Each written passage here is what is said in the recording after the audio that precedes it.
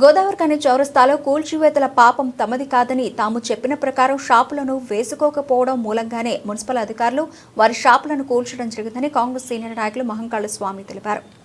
గోదావరిఖని చౌరస్తా రోడ్డు వెడల్పు shopping complex నిర్మాణం కింద షాపులను కోల్పోయిన వారు మెన్స్ క్లబ్ పక్కన నిర్మించుకున్న షాపులను ఇటీవల మున్సిపల్ అధికారులు కూల్చడంతో రగులుతున్న దుమారంపై శనివారం కాంగ్రెస్ పార్టీ కార్పొరేషన్ అధ్యక్షులు వందల రాజేష్ ఆధ్వర్యంలో కాంగ్రెస్ పార్టీ నాయకులు కూల్చివేతల షాపుల వద్దకు వచ్చి వారితో మాట్లాడారు. తాము టేలాలు వేసుకోమని చెప్పా, పర్మనెంట్ నిర్మాణాలు చేపట్టుకోమని చెప్పా అని అడిగారు.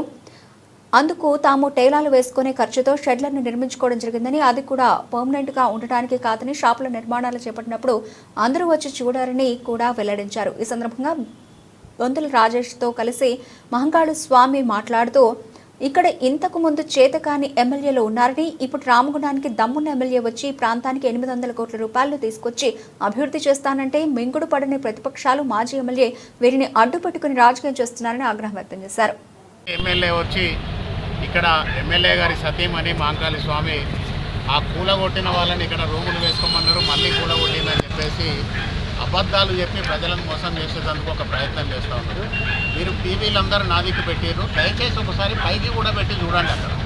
ఇక్కడ ఉన్న వాళ్ళు, ఈ అమ్మ కానీ ఆ అక్క కానీ వాళ్ళందరూ కూడా ఇక్కడ టేలాలు వేసుకొని టెంపరీగా ఈ షాపు నడిపించుకుంటారు. మీరు ఒకసారి కెమెరాలు పైకి పెడితే ఆ షాపులు కూడా కనిపిస్తాయి.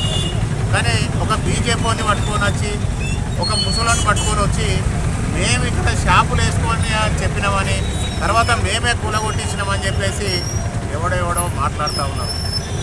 5 సంవత్సరాలు చంద్రారెడ్డి ఇక్కడ ఎమ్మెల్యే చేసి కనీసం ఒక రూము కూడా కట్టించలేని దరిద్రుడు ఈరోజు ప్రజలను మోసం చేసేందుకు నమ్మబలికేందుకు మళ్ళా వస్తూ ఉన్నాడు.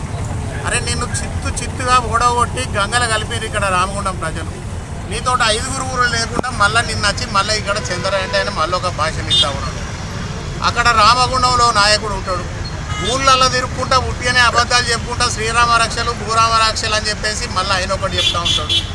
అరే రామగుండానికి రక్షకుడిగా మక్కాన్ సింగ్ రాజ్ ఠాకూర్ ఉండి ఈ రామగుండాన్ని కాపాడి రామగుండానికి పూర్వ వైభవం తీసుకురావాలనే ఆలోచనతోటి దాదాపుగా 900 కోట్ల రూపాయలు కేవలం 18 నెలలను తీసుకొచ్చి ఈ రామగుండాన్ని బ్రహ్మాండంగా అభివృద్ధి చేస్తూ ఉన్నారు.